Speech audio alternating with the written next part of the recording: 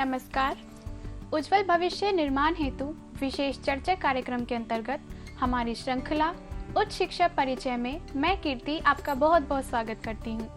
आज की चर्चा का केंद्र बिंदु होगा होम साइंस, जिसके लिए आज स्टूडियो में स्वामी विवेकानंद सुभारती विश्वविद्यालय की होम साइंस के निदेशक डॉक्टर अंकिता त्यागी मौजूद हैं। तो आइए स्वागत करते हैं डॉक्टर अंकिता त्यागी का। डॉक्टर साहब, बहुत बहुत स्वागत है आपका हमारे कार्यक्रम। नमस्कार। डॉक्टर साहब, ये बताइए कि करियर के तमाम विकल्प होने के बावजूद भी छात्राएं होम साइंस को ही अपने करियर के रूप में क्यों चुने? कीर्ति, बहुत ही अच्छा प्रश्न पूछा है आपने। मैं आपको बताना चाहूँगी कि लोगों में आमतौर पर ये भ्रांति होती है कि होम साइंस में केवल खाना पकाना, सिलाई कढ़ाई और इस तरह की एक्टिविटी होती हैं, जबकि हमारे होम साइंस के 5 कोर सब्जेक्ट्स हैं: food and nutrition, clothing and textile, family resource management, child development and extension education. इसके अलावा भी हम कई सब्जेक्ट्स उनको पढ़ाते हैं, जैसे ह्यूमन फिजियोलॉजी, बायोकेमिस्ट्री, इकोनॉमिक्स इत्यादि। तो इससे क्या होता है कि न केवल होम साइंस में बल्कि अन्य भी कई सब्जेक्ट्स में उसके लिए विकल्प खुल जाते हैं स्टूडेंट्स के लिए। तो डॉक्टर साहब, क्या इसमें सिर्फ छात्राएं प्रवेश ले सकती हैं? नहीं, ऐसा नहीं है। होम साइंस में छात्र भी एडमिशन ले सकते हैं। इनफैक्ट मेरे साथ जब मैं अपनी ग्रेजुएशन में थी उस समय कई छात्र जो थे मेरे साथ थे बैचलर्स में। तो आपने बताया कि इसमें छात्र और छात्राएं दोनों ही प्रवेश ले सकते हैं। तो आपके कॉलेज में इससे संबंधित कौन कौन से प्रोग्राम चल रहे हैं? हमारे कॉलेज में BSc home science, MSc food and nutrition और पीएचडी फूड एंड न्यूट्रिशन चल रहा है। जी, तो डॉक्टर साहब ये बताइए कि इसमें प्रवेश की योग्यता क्या होगी? देखिए, बीएससी होम साइंस में प्रवेश के लिए आप इंटरमीडिएट में अगर साइंस हैं, जिसमें आप पीसीएम या पीसीबी हैं, तो आप बीएससी होम साइंस में एडमिशन ले सकते हैं। इसके अलावा अगर आप आर्ट्स या कॉमर्स के छात्र हैं, अगर आपने आर्ट्स और कॉमर्स में इंटरमीडिएट किया है, तो एक सब्जेक्ट आपका होम साइंस होना आवश्यक है। और एमएससी फूड एंड न्यूट्रिशन में एडमिशन के लिए आपका बीएससी या तो आप होम साइंस में कर रहे हो या फिर आपका क्लिनिकल न्यूट्रिशन एंड डाइटेटिक्स में बीएससी होना चाहिए। तो इसमें पीएचडी में भी कुछ प्रोग्राम चल रहे हैं आपके कॉलेज में? हाँ, पीएचडी में हमारा फूड एंड न्यूट्रिशन चल रहा है। और फूड एंड न्यूट्रिशन में एडमिशन के लिए अगर हम यूजीसी के नॉर्म्स फॉलो करते हैं, यूजीसी के नॉर्म्स के अकॉर्डिंग आपके एमएससी में 55% होने चाहिए। इसके साथ साथ आप उसके बाद जब आप अप्लाई करते हो तो आपका एंट्रेंस एग्ज़ाम आप देंगे, जिसके अकॉर्डिंग आप मेरिट फिर निकलती है और आप एडमिशन ले सकते हो। तो जैसे कि आपने बताया कि पीएचडी में 55% तक होना ज़रूरी है। जी। तो मान लीजिए कोई ऐसा स्टूडेंट है जो पीएचडी करने का इंटरेस्टेड हो, लेकिन उसकी परसेंटेज 55% से कम हो, तो उसके लिए इसमें क्या करियर विकल्प हैं? देखिए, पीएचडी अगर आपको फूड एंड न्यूट्रिशन में करनी है तो हम क्योंकि यूजीसी के नॉर्म्स फॉलो कर रहे हैं, तो 55% से अगर आपके कम है एमएससी में, देन आप अप्लाई नहीं कर सकते हैं पीएचडी के लिए। ये यूजीसी के नॉर्म्स के अकॉर्डिंग है। जी, आमतौर पर वैसे देखा जाता है कि मेरठ और आसपास के जो इलाके हैं उसमें जो अलग अलग कॉलेजेस हैं, सब में होम साइंस से संबंधित प्रोग्राम्स चल रहे हैं। जी जी। तो आप अपने कॉलेज को उनसे बेहतर कैसे कहेंगे? देखिए, सबसे पहले कीर्ति जी, मैं आपको ये बात क्लियर करूँगी कि मैं एक यूनिवर्सिटी में हूँ, सुभारती यूनिवर्सिटी में, जहाँ पे होम साइंस के साथ साथ कई अलग अलग कॉलेजेस हैं, जिससे होटल मैनेजमेंट कॉलेज है, हमारा फैशन डिज़ाइनिंग फाइन आर्ट्स का है, और मेडिकल के साथ हम अटैच्ड हैं। तो हमारे स्टूडेंट्स को प्रैक्टिकल एक्सपोजर मिलता है, एक्सपर्ट्स का स्पेशल लेक्चर्स हम करा देते हैं। तो इससे क्या है, स्टूडेंट को प्रैक्टिकल एक्सपोजर जो ईजिली नहीं मिल पाता, हम विजिट कराते हैं, ठीक है, और कॉलेजेस में विजिट करा रहे हैं आप, लेकिन हमारे पास यहाँ एक्सपर्ट्स यूनिवर्सिटी में ही अवेलेबल हैं।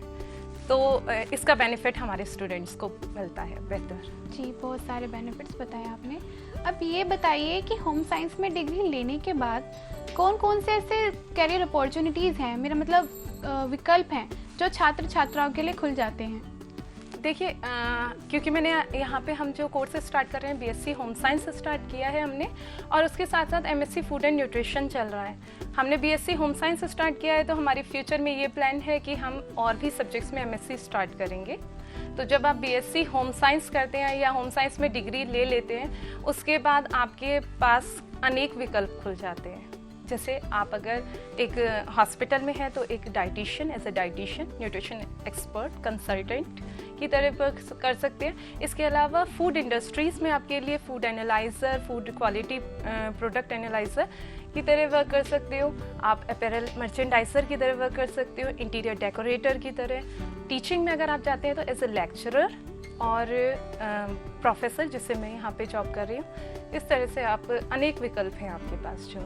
तो आपने बहुत सारे विकल्प बताए, लेकिन अभी अभी आपने अपैरल मर्चेंडाइजर एक नाम लिया है। जी। तो इसके बारे में बताएं कि ये क्या होता है। अपैरल मर्चेंडाइजर मैं आपको बता रही हूँ। होम साइंस में मैंने आपको 5 कोर सब्जेक्ट्स बताए थे। 5 कोर सब्जेक्ट्स में एक सब्जेक्ट था हमारा क्लोथिंग एंड टेक्सटाइल्स।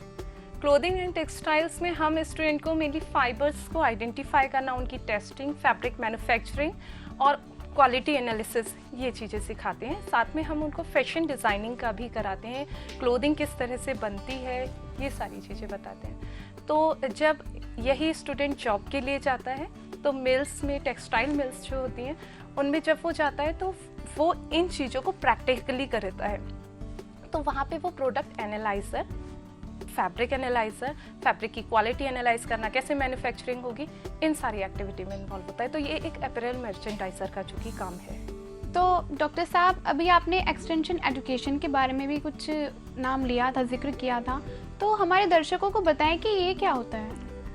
देखिए, बीएससी होम साइंस के मैंने 5 कोर सब्जेक्ट्स में आपको बताया था कि एक्सटेंशन एजुकेशन भी हमारा एक कोर सब्जेक्ट है।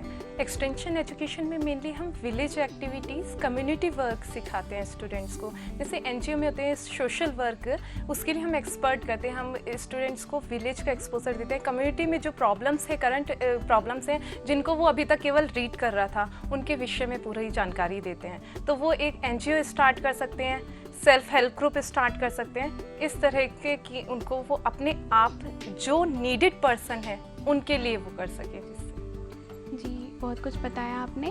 अब आपकी कॉलेज में admission procedure home science department में क्या है और ये कब शुरू होती है। देखिए, एडमिशन प्रोसीजर हमारे कॉलेज में अप्रैल से स्टार्ट हो जाता है और प्रोसीजर बीएससी और एमएससी के लिए हमारा मेरिट बेस होता है।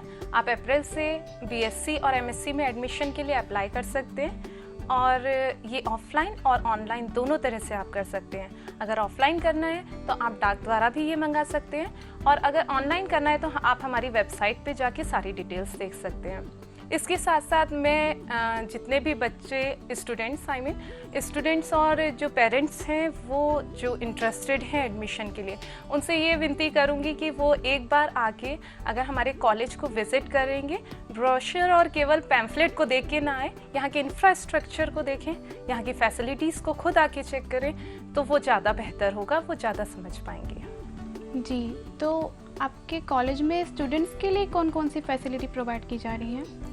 देखिए, हमारे सुभारती कॉलेज में स्टूडेंट्स के लिए बहुत फैसिलिटीज़ हैं। जैसे उनके लिए बहुत अच्छी हॉस्टल फैसिलिटीज़ हैं, गर्ल्स और बॉयज़ के लिए सेपरेट हॉस्टल्स हैं, कैंटीन फैसिलिटी है बहुत अच्छी, मेस फैसिलिटी हॉस्टल्स में है, सभी हॉस्टल्स में है।